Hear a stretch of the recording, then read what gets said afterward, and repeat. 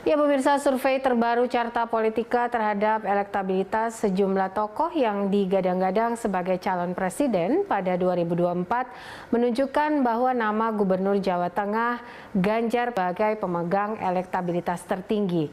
Nah, dalam sejumlah simulasi pengukuran yang dilakukan, Ganjar berada di urutan pertama dengan elektabilitas di atas 20%, yang kemudian diikuti tokoh lainnya yakni Gubernur DKI Jakarta Anies Baswedan dan Menteri Pertahanan Prabowo Subianto. Dalam 2 dari 3 simulasi yang dilakukan Carta, yakni simulasi 10 dan 5 tokoh, nama Anies ini berada di urutan kedua setelah Ganjar.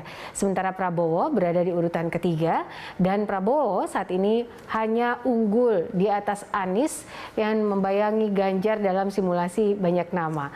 Nah, untuk mengetahui bagaimana survei ini dilakukan dan mengapa Ganjar dan Anies kini begitu dielulukan sebagai presiden di masa mendatang, kini kami telah terhubung bersama Direktur Eksekutif Carta Politika Yunarto Wijaya.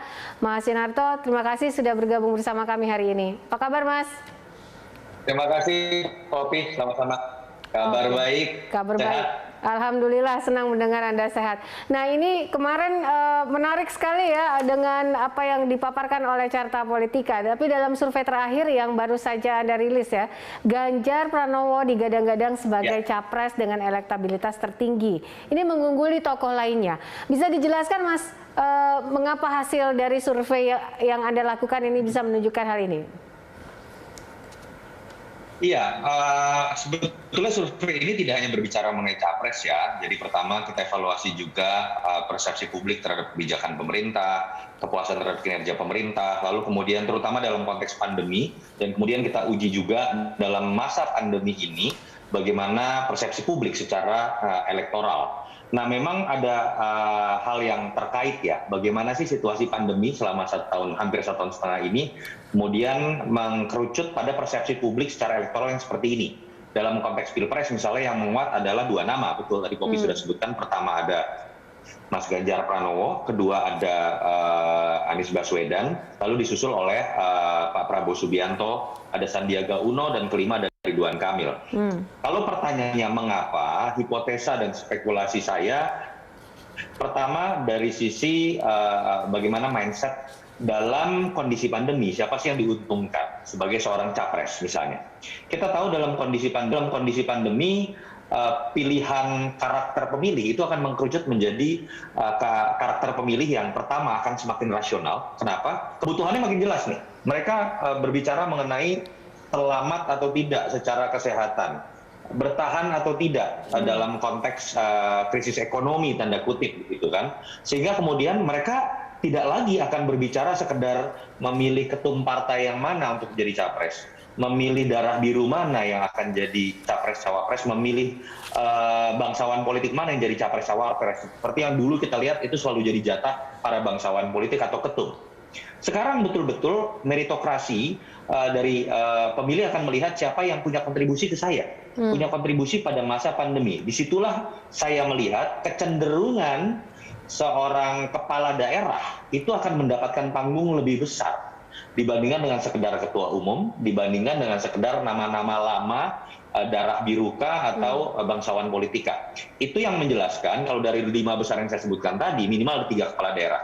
Ada Ganjar Pranowo, Gubernur Jawa Tengah, Anies Baswedan, Gubernur DKI, dan ada Ridwan Kamil di posisi 5 sebagai Gubernur Jawa Barat. Bahkan menyalip nama Prabowo Subianto yang kita tahu Menteri Pertahanan ini secara sektoral nggak pernah bisa tampil dan nggak punya panggung sebesar kepala daerah dalam konteks penanganan pandemi. Baik, jadi menurut Anda Ganjar saat ini, apa yang dilakukan oleh Ganjar saat ini ke masyarakat? Ini betul-betul sosoknya bisa dilihat oleh publik sebagai sosok yang paling ideal untuk menduduki kursi RI di masa mendatang? Ya, kalau kita lihat 2 nama terbesar ini kan Ganjar dengan Anies Baswedan, Ganjar Pranowo dengan Anies Baswedan, ini mewakili 2 latar belakang yang memang bisa dianggap berseberangan dalam blok politik ya. Ganjar Pranowo dianggap mewakili kubu Pak Jokowi, berasal dari PDI Perjuangan juga, kubu nasionalis, dan Anies Baswedan sebaliknya. Kita tahu dalam konteks pembicaraan politik kan dianggap sebagai perwakilan orang yang berseberangan dengan Jokowi. Apalagi pasca Prabowo, Sandiaga Uno masuk ke dalam barisan pemerintahan Jokowi, salah satu simbol paling kuat perlawanan terhadap Jokowi ada di sosok Anies Baswedan. Jadi dari sisi simbolisasi blok politik, kedua-duanya ini memiliki posisi yang paling jelas. Satu dianggap paling mewakili kelompok Jokowi atau nasionalis, satu dianggap mewakili kelompok yang berseberangan dengan Jokowi atau kalau secara ideologi dianggap lebih dekat dengan pemilih Islam misalnya. Dan kedua-duanya kita tahu juga sedang memegang jabatan kepala daerah tadi. Gubernur di daerah Jawa yang banyak mendapatkan sorotan atau panggung dalam konteks penanganan pandemi. Jadi buat saya tidak mengherankan kalau kemudian kedua sosok ini yang dianggap paling mengkerucut menarik perhatian publik untuk maju di 2024.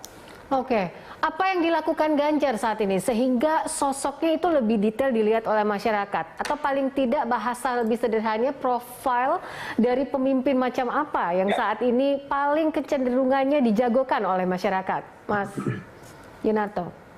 Iya, pertama Ganjar ini kan kita tahu jelas ya, tadi posisi politiknya dianggap bagian dari PDI Perjuangan, bisa berpotensi meneruskan Jokowi, pandangannya nasionalis, kebetulan juga memegang Gubernur Jawa Tengah yang mendapatkan panggung.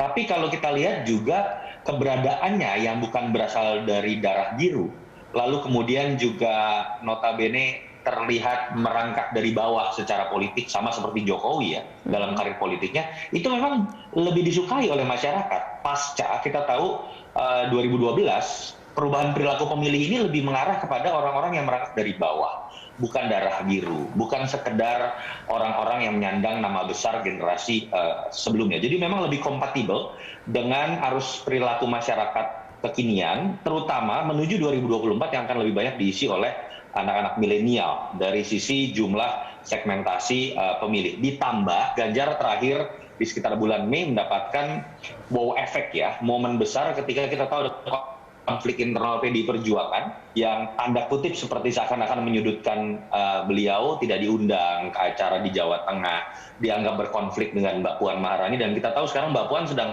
menjadi bahan pembicaraan dengan baliho yang sangat banyak, dengan banner dan billboard yang sangat banyak, tetapi itu malah dilihat negatif oleh sebagian besar pemilih ketika itu dianggap sebagai pemborosan dalam situasi COVID seperti sekarang, dan secara otomatis Ganjar malah mendapatkan exposure sebaliknya diuntungkan oleh blunder yang menurut saya dijalankan oleh inner circle-nya Mbak Puan. Oke, Mas Yunarto, artinya pemasangan baliho marak sekali ya, kita juga lihat di beberapa daerah juga soal baliho ini. Nah, ini yang menarik begitu ketika ini dibahas di dalam oleh Carta Politika saat ini. Nah, seberapa besar bahwa akhirnya pemasangan dan maraknya baliho ini justru tidak membuat masyarakat melihat profil pemimpin di masa depan kita?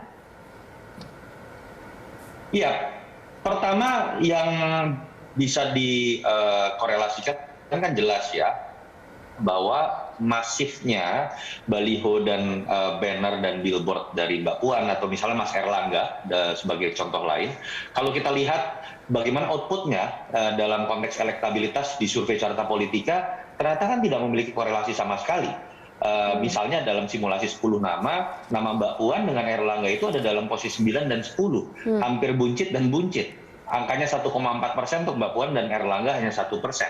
Ganjar Pranowo, Anies Baswedan, dan katakanlah misalnya Ridwan Kamil yang tidak memainkan strategi masif seperti itu, ternyata malah mendapatkan elektabilitas jauh lebih tinggi. Dari situ kan terlihat tidak bisa pendekatan ini digunakan untuk terkait dengan elektabilitas. Nah, pertanyaan selanjutnya, apakah tapi akan menambah tingkat pengenalan? Betul, pasti ketika ada pemasangan dalam jumlah masif akan menambah tingkat pengenalan. Tapi apakah tingkat pengenalan kemudian akan berubah menjadi kesukaan? Apakah kemudian kesukaan ini juga berubah menjadi elektabilitas? Faktanya tidak memperlihatkan seperti itu. Kenapa? Sederhana menurut saya, logika menaikkan tingkat pengenalan dengan menggunakan atribut masif baliho dan billboard itu bisa dilakukan kalau dalam situasi normal. Kalau dalam situasi pandemi, orang susah, yang dilihat adalah pemborosan, kenapa tidak kemudian orang mengatakan lebih baik buat saya jadi sembako, lebih baik buat saya untuk testing massal atau memberikan obat dalam situasi seperti ini. Ini yang menurut saya blunder utama yang dilakukan oleh tim yang menyarankan pemasangan baliho secara masif. Baik, terima kasih Mas Yunarto untuk waktunya dan juga diskusinya bersama kami sore ini dalam Prime Time, Direktur Eksekutif Carta Politika. Selamat sore. Selamat sore. Pemirsa, kami kembali usai jeda berikut ini dalam Prime